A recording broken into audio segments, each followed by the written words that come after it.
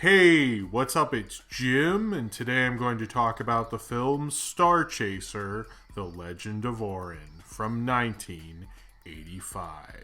After Star Wars, there were quite a few Star Wars ripoffs, most famously probably Black Hole, Saturn VII. Every studio wanted to put a sci-fi film into production and have a big hit just like Star Wars, or appeal to the new teenage movie-going audience, which was becoming very popular in the late 70s, early 80s. Not that teenagers didn't go to the movies before, but they were suddenly now making films directly for teenagers, specifically big-budget things, and even animated films, particularly like The Black Cauldron, which actually came out this same year. And most of them were just kind of doing fantasy ideas that were popular and probably would sell well, much like Black Cauldron. And were obviously taking ideas from Star Wars, but weren't directly ripping them off. And then this movie happened, where it's so close that they're actual lines that I thought were dialogue from Star Wars. There are definitely shots that are from Star Wars. Sometimes people mistake in art and they say like that's ripping that other person off when it's really influence and homage. And I've always think like, what is the line? What's the line between influence in this postmodern age and just ripping someone off? Whatever that line is, Starchaser, The Legend of Orin, fucking crosses it and just doesn't really care at all and blatantly rips off Star Wars. So much so that the quote on Wikipedia from the New York Times review is, such a brazen ripoff of George Lucas's Star Wars that you might think lawyers would have been called in. Yeah.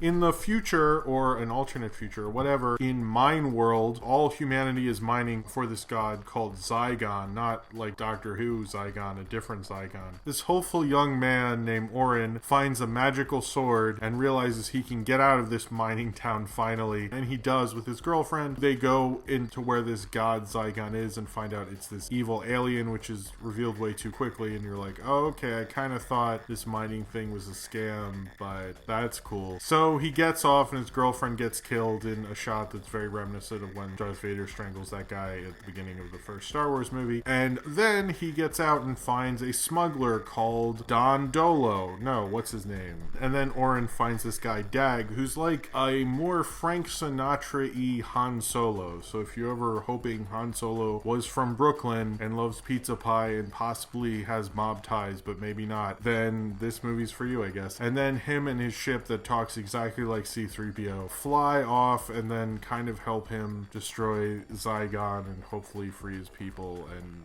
make his destiny or something. And there's a girl robot. He reprograms the fembot through her butt and then she becomes attracted to him, and there's a Princess Leia character whose name I forget, and it's pretty blatant. And the post-Star Wars boom is an interesting time because culture really wasn't ready for Star Wars. They didn't see Star Wars coming. They weren't prepared for it, unlike now. No one saw it coming whatsoever, so Hollywood and pop culture wasn't ready for it. And most of the 80s had people just ripping it off and kind of not understanding it. In animation, there's a lot of magic sword stuff, from He-Man to Thundercats, and it happened quite a bit, frankly. There was a lot of kind of fantasy elements. They seemed to be very interested in the fantasy elements of science fiction in the 70s and 80s, but they didn't quite know what to do with them. There's no real classic examples or great stories coming from that. It's just like, Star Wars is like fantasy and they like explosions or something. They like didn't quite get it. Starchaser, The Legend of Orin doesn't really quite get how to make the story unique from Star Wars. It is darker. Certainly the Mine World, which is literally called Mine World, is pretty dark and scary. Orin gets attacked by these kind of creepy, half-human, half-robot kind of creatures that look like something out of like a weird like heavy metal sketchbook thing in the middle of the magazine or something. It's very dark in some places, but then it kind of forgets about that and becomes like a lightly colored cartoon. I kind of wonder what exactly they were thinking while making such a blatant ripoff of Star Wars. And it even rips off, since this came out in 1985, it gets to rip off Empire a little bit, and a little Jedi, but not so much. There's all these rules to this. He finds this sword, but it's really kind of the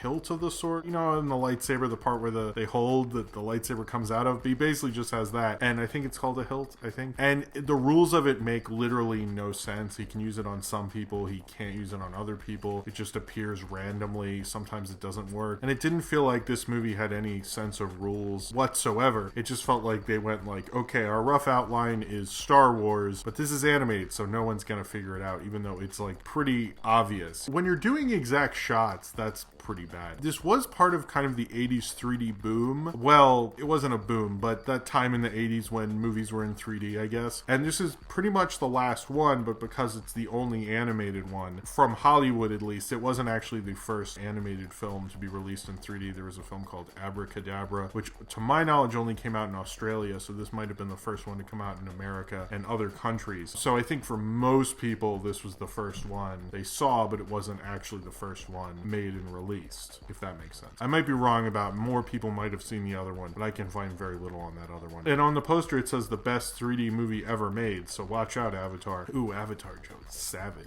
It was actually the end of that when you had Jaws 3D, Friday the 13th 3D, you had Amityville 3D. You had a little bit of a 3D boom in 83, but I'm assuming since animation takes longer to produce, this came out in 85, which does give it a bit of a niche. To be honest, you actually got a cool little button that said you saw it, apparently, according to Wikipedia, if you also saw it. So they really clearly wanted people to see this, released by Clubhouse Pictures, and it didn't do well. It was a $15 million budget and made about $3 million back. The cool thing about animation, at least, is because there were so few animated films, especially at the time, there wasn't really that many other studios other than Disney, who weren't doing that well either at this time. There weren't that many other studios making animated features, and the 80s is an awkward time also for animation because you had kind of the end of the Ralph Bakshi style, the stoner experimental animated films that people would go see, and they're trying to do animated films for teens. Like, clearly this is trying to appeal to older kids and teenagers. I think Black Cauldron does a better job than this movie does, but they're clearly trying to do that, but they still need it to be like a Star Wars thing, and Star Wars does move like a cartoon and a comic book, and I understand why people thought this kind of format would work with it. The animation, though, is really actually really great. I actually really liked watching the animation itself, even if the plot was like cuckoo bananas crazy, infused with Star Wars with a lot of nonsense, and a Brooklyn Han Solo who was always smoking a cigar that never finished at all. And this was actually directed by Steve Hahn, who would later go on to direct Dino Riders and was a production manager for Silverhawks and a lot of animation to this day. And I don't think he's an amazing director, but the quality of the animation in this is interesting and impeccable. It's interesting that you could have kind of one-off animated films that weren't part of a studio. I think now we're so used to animated feature films being made through a studio. To have one just kind of pop out and this guy never directed another feature again, I think that's probably a good thing. But I don't think you'd see that anymore. And it's interesting that this was kind of Clubhouse Pictures didn't really make a lot of animated films, and that this become like kind of this one like 3D animated film in the 80s is kind of like an odd little gem of a find. While I was watching it, I just kept being bored because it's such a blatant ripoff of Star Wars. It like doesn't even try to pretend. Like Black Hole has elements of it, but it's not so direct about it. Actually, the movement in the animation is quite nice and quite beautiful to watch. It's just the designs of the characters are bland. It almost feels like Marvel Comics rendering of Star Wars animated and put on the big screen. There was talk of them doing a live action remake of this, which I really don't think they should ever do. But that was in March of 2012, so I don't think it's happening. And I kind of get that if I was a kid and I saw this at the video store, I probably would have rented it and liked it. And maybe I did when I was like 3 or 4, and I totally don't remember it because this is like a super memorable movie. There's like very little to take away from it other than the animation. Such a Star Wars ripoff, I kind of feel like Turkish Star Wars doesn't rip off Star Wars as much as this, and that has footage from Star Wars in it. It's fucking ridiculous what Starchaser does. I just wonder what they were thinking, and did they think they could get away with it, and did they realize what they were doing? I think they did. I think they really did realize, but the fact that it didn't work out so spectacularly, I think was pretty laughable. Star Wars, it was still popular in the public mind, and the VHSs came out around this time and sold well, but it didn't feel like people were still into that kind of thing by 1985. Clearly they would be after that, and continue to be for a long time. But I think the trilogy had just ended. People were not as into it, but also I think audiences don't really want to pay for a shittier version of a thing they already really enjoyed. And also it was animated, so I'm sure that didn't really help. Teenage audiences weren't really going to see an animated movie at the time, and they probably still won't now, and especially adult audiences, so that brings you down to kids, and kids don't pay for movie tickets, their parents do. Then you just get down to the fact that Starchaser really didn't have much of an audience to get, and that audience was going to leave completely unsatisfied, but going like, oh cool, it's in 3D. But watching it, I was like, what's cool about this movie in 3D? I mean, there's so many weird parts where like the Frank Sinatra Han Solo like re-engineers this fembot through her butt, and then she becomes like complacent, which is like creepy and weird. That the Princess Leia character is dressed up just like she is in Return of the Jedi. There's not a lot of Return of the Jedi, so I kind of feel like since Return of the Jedi, they were still in production, they could take some things from like promotional stills they saw before. As a kind of odd find, I guess it's interesting, and as a cool way to see a little bit different style of animation that was just kind of like a one-off and wasn't a real studio or anything like that. It's interesting, and it was an interesting time when that existed, but it's a blatant rip-off of a movie. The fact that a New York Times review was like, I mean, should he sue them? I feel like you should sue them. I mean, this is pretty bad. And it's not like it was made in like Turkish Star Wars in a country without copyright law. The fact that they did this and then they ripped it off, and they weren't even like good at ripping it off. Like Turkish Star Wars is fun and funny and bizarre for what it's doing, and Starchaser just kind of ruins anything unique about itself. It could have just been a unique rip-off in a way, and it's unique because it's animated and because of its place in history, but in the end it's not. It's interesting when you see films that almost kill the unique thing about themselves. It's like they have something going for them and they just ruin it with their shitty story, so much so you're just bored by it. It's so cliched in a lot of places. It's so uninteresting. The characters feel like rip-offs of characters you've seen before with a little difference. I like Brooklyn Han Solo because at least he's like, hey, I'm from Brooklyn, hey kid, come on. I think he calls him like a wet slipper or a drowned rat or something. In the end,